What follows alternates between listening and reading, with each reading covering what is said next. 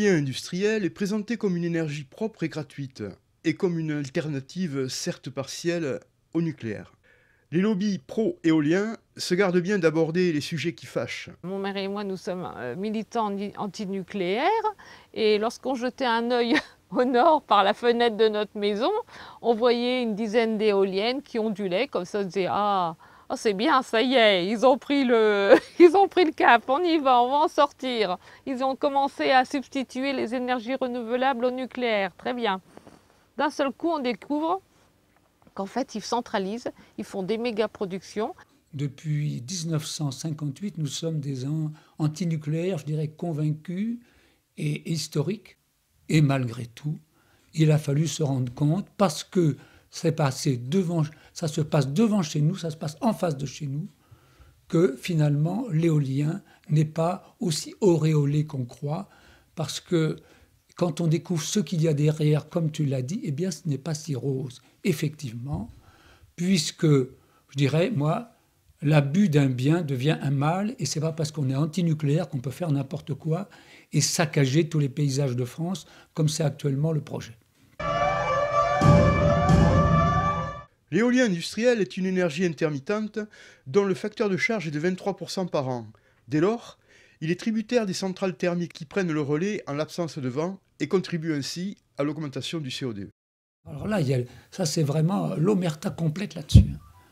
Il faut savoir que chaque fois qu'on construit une unité de production éolienne, il faut construire une unité correspondante de ce qu'ils appellent de thermique à flamme, le TAF, qu'ils appellent ça. On entend souvent cette information que vous me donnez qui consiste à dire que quand il n'y a pas de vent, on supplée à l'absence de vent par l'utilisation de centrales thermiques au charbon. Ça dépend... ou au gaz. Ça dépend dans quel... Il ne s'agit pas de remplacer terme à terme la non-production éolienne par une autre production. Il faut que l'ensemble des énergies renouvelables se complètent et deviennent de plus en plus importantes de façon à ce qu'on fasse diminuer la part des énergies fossiles et la part de l'énergie nucléaire. Ça, c'est la position d'Europe Écologie Les Verts sur le thème des énergies renouvelables. Si les objectifs gouvernementaux en matière d'éolien sont réalisés, la part des centrales thermiques à gaz passera de 9% en 2013 à 26 ou 33% en 2025. Écoutez, les études, on leur fait dire à peu près tout et son contraire. Aujourd'hui, on ne sait pas stocker l'électricité. Avec le développement de l'éolien, il faudra ajouter en France 4000 km de lignes à très haute tension et des méga-transformateurs comme celui de Saint-Victor et Melvieux. Nous n'avons pas les bons outils aux bons endroits. C'est-à-dire que l'électricité n'est plus dans cette, ou l'énergie dans cette fonction descendante sur l'ensemble du territoire, mais effectivement doit s'organiser en circuit court autour des lieux de production. Et bien là, on est vraiment dans une remise à plat complète de notre système de distribution de l'énergie. Et dans ce contexte-là, oui, il y aura des travaux à faire. Des travaux qui sont relativement coûteux. Nous, à Saint-Victor et Melvieux, étant en première ligne avec ce projet de transformateur assez grand, hein, entre environ 6 à 7 hectares, hein, initialement 10 hectares étaient prévus.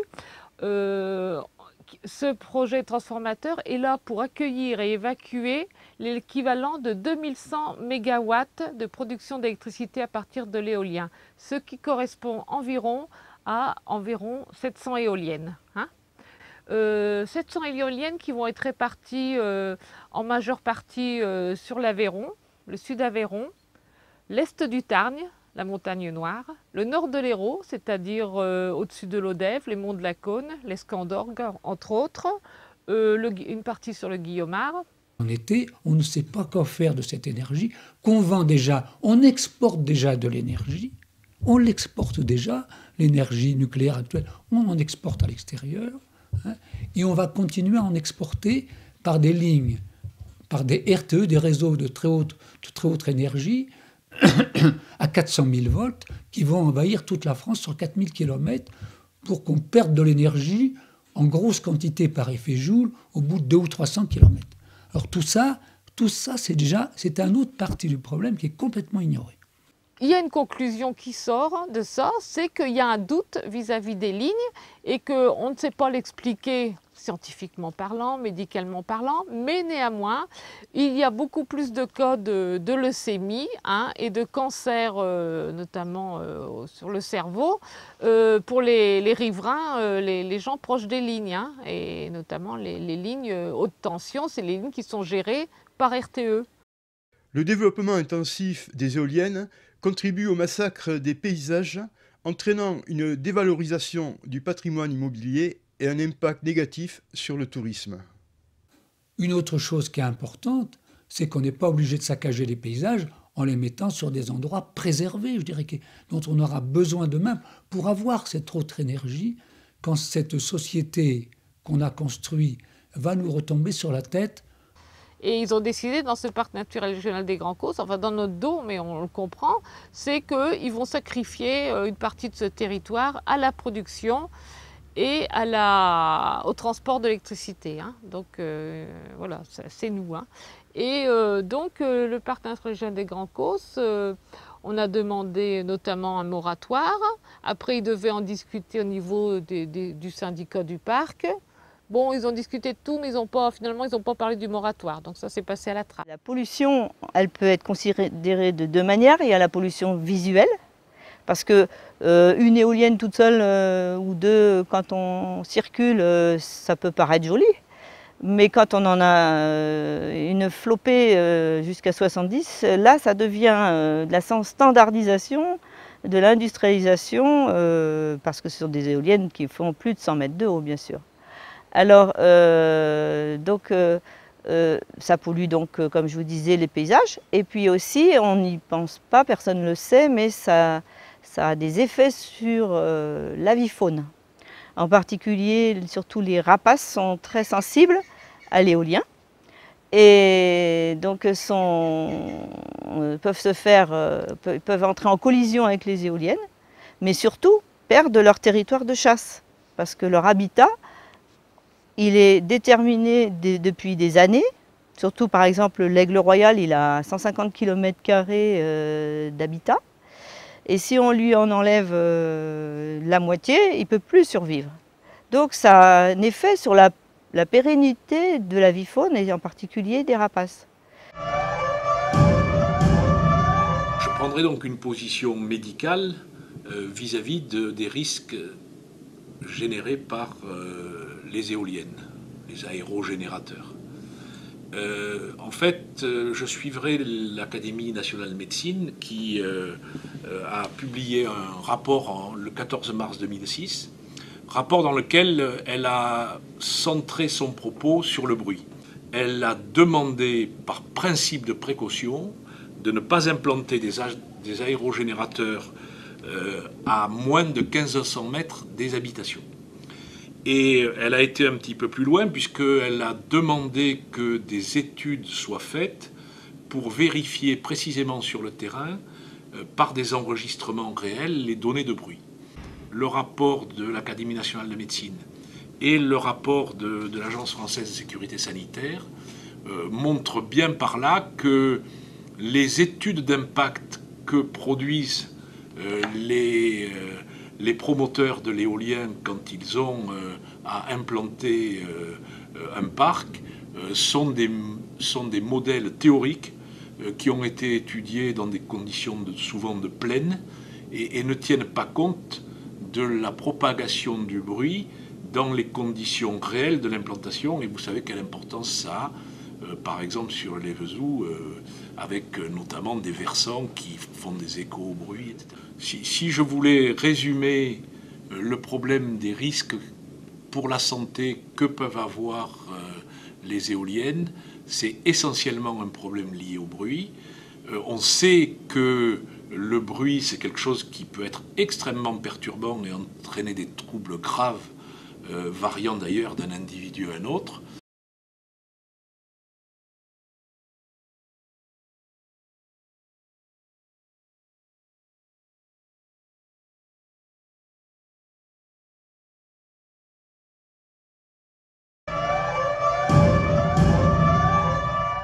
Avec l'obligation d'achat imposée par l'État à EDF À un prix garanti du courant produit 2 fois plus cher que celui du marché, cela provoque des enrichissements scandaleux.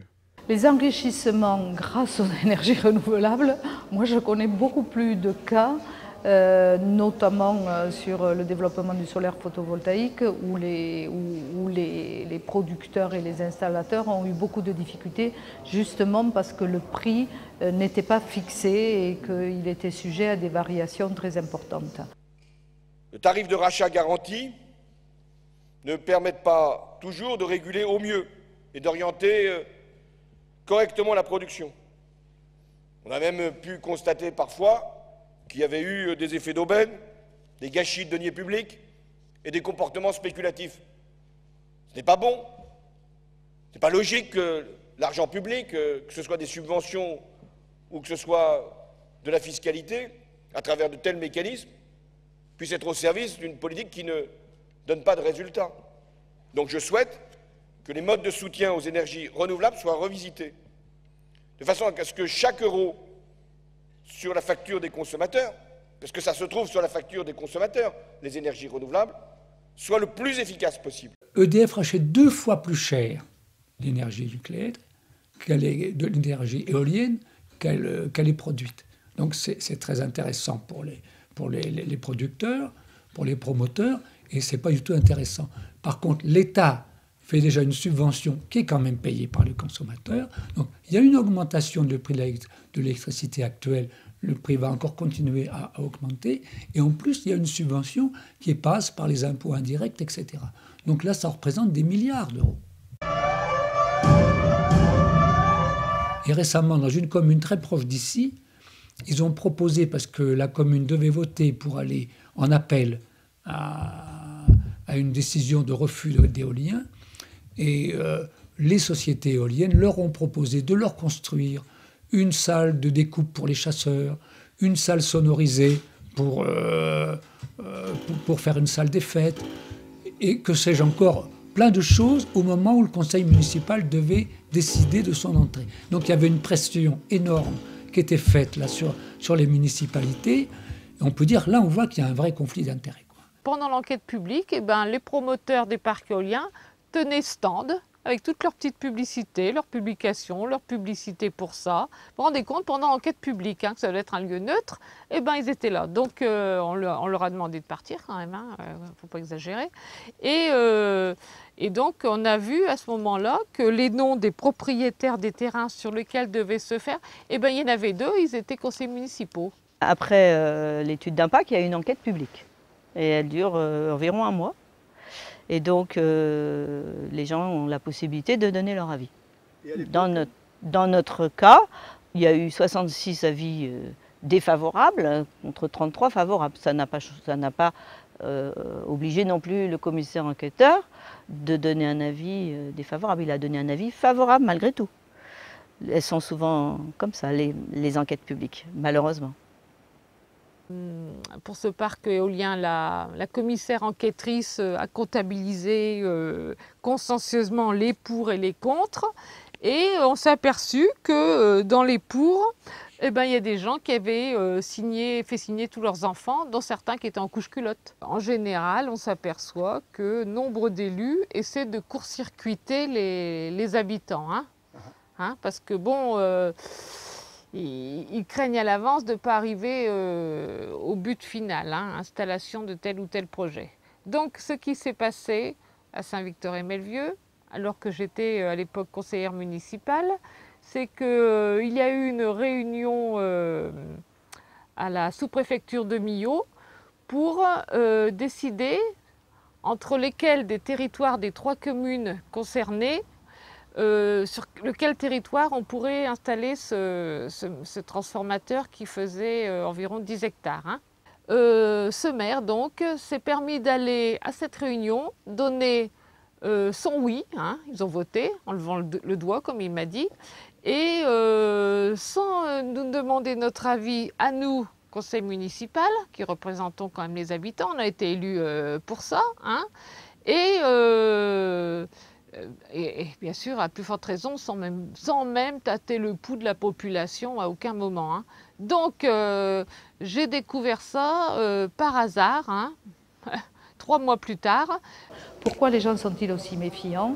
C'est parce qu'on les a bernés pendant de longues années. Donc moi, ce que je préconise dans ce cas-là, c'est ce que nous avons essayé de mettre en place à la région avec le dispositif sur le biogaz et sur la méthanisation, c'est que très en amont, nous puissions aller à la rencontre des gens, organiser des débats publics, leur demander leur avis, leur acceptabilité maximum, à quel moment ils trouveront insupportable effectivement d'avoir à supporter seuls l'implantation de telle ou telle énergie renouvelable et que petit à petit, on co-construise ensemble un développement des énergies renouvelables sur notre territoire régional.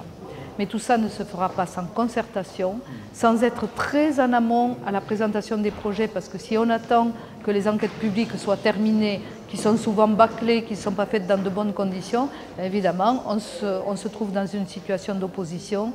Nous avons vu les oppositions, ce que ça a donné sur Sivens actuellement. Nous en déplorons aujourd'hui le résultat et à l'origine, effectivement, manque de concertation de la part des pouvoirs publics. Dans certaines communes, prenons dans l'Aveyron, ça a été des déchirements entre les gens. Je vais juste témoigner par rapport, nous, notre projet de transformateur, qui est un facteur de division hein, dans notre commune. Alors là, ça y est, maintenant, il y a une très très mauvaise ambiance. Hein, On est face à quelques cas isolés ou face à beaucoup de dossiers de ce type en France? Écoutez, quelques dizaines de cas, certainement. Et ça se retrouve dans le nord, dans le sud, dans l'est, dans le centre de la France. Les prises illégales d'intérêt sont pour moi un sujet de consternation, effectivement. Ça ne m'inspire pas de commentaires particuliers. Ce que je disais tout à l'heure de la participation effectivement des collectivités locales de base dans les modèles économiques, voire des particuliers sur leurs économies, pourrait permettre peut-être d'éviter ce genre de dysfonctionnement. On ne peut pas faire pour moi une énergie alternative, ça veut dire qui va dans le sens d'une nouvelle société, sans d'abord que l'homme se transforme lui-même, ça c'était mon premier point, mais sans que nous-mêmes, on veuille construire en même temps une autre société. Si on veut une autre énergie, c'est s'appliquer à soi-même cette autre énergie. C'est-à-dire commencer par soi-même à réduire ses besoins, et ensuite d'avoir des maisons isolées. Ça aussi, c'est une chose importante. Donc tout ce qui se consiste là, à avoir chez soi, effectivement, on pourrait avoir chez soi chacun une petite éolienne de 2 ou 3 mètres qui produirait une partie de notre énergie, à avoir des capteurs solaires, à avoir de l'eau chaude sur le toit. Moi, je crois à l'éolien familial, je crois à l'éolien de proximité, je crois à l'éolien citoyen, où les gens décident ensemble, eh bien oui, nous pour le village, on va en mettre 4 ou 5 là, dans un coin, on est d'accord entre nous. Bon, ça me paraît effectivement responsable. Pourquoi on ne fait pas de la géothermie dans les chaînes du puits? Il y a de l'eau chaude qui sort partout. Voilà. Je pense qu'il y a d'autres solutions, effectivement, que de tout saccager. Il faut commencer à travailler, et c'est le sens un peu du travail que nous menons notamment en région Midi-Pyrénées, sur la baisse, sur la maîtrise de la demande en énergie. Le deuxième temps est le temps du développement de des énergies renouvelables. La région Midi-Pyrénées soutient l'ensemble des énergies renouvelables. Je peux donner au final un exemple, il n'existe pas beaucoup, il y en a 1 ou 2 en France. Par exemple, Montdidier, en Picardie, la commune a décidé d'investir dans un parc éolien de 4 éoliennes. C'est eux qui l'ont financé. Ils ont une régie municipale d'électricité, donc l'électricité qui est produite, c'est eux qui la gèrent et qui la revendent directement aux habitants. Hein. Circuit court. Voilà, circuit court. Et les 4 éoliennes produisent l'équivalent de 50% de la consommation annuelle des habitants qui sont 6 000. Hein, donc c'est pas mal. Hein. Et comme il nous a expliqué, le directeur était venu nous expliquer, il a dit mais en plus on a l'argent public, hein, on n'a pas vocation à faire des bénéfices avec. Donc une fois qu'on a payé la maintenance de la régie municipale, des transformateurs, des lignes, des petits travaux, ceux qui y travaillent, etc., ce qui reste, c'est redistribuer aux habitants pour des aides à l'isolation, des aides à l'économie d'eau, des aides pour un poêle, etc., etc. Et avec ça, on va faire aussi lancer un réseau de chaleur pour que certains habitants ne se chauffent plus radiateur électrique. Mais c'est une volonté politique de la maire, du maire, hein, qui est une dame. On voit bien qu'il y a Oui. des solutions alternatives. Au terme de cette enquête, j'ai la conviction qu'il convient de rompre avec l'éolien industriel et ses dérives, de restituer aux citoyens une véritable information et une capacité à décider, de réaliser enfin l'étude épidémiologique réclamée depuis 2006 par l'Académie nationale de médecine concernant l'impact du bruit sur la santé des riverains pour les parcs existants, de multiplier et d'évaluer les expériences alternatives visant à diminuer l'utilisation des énergies fossiles et du nucléaire.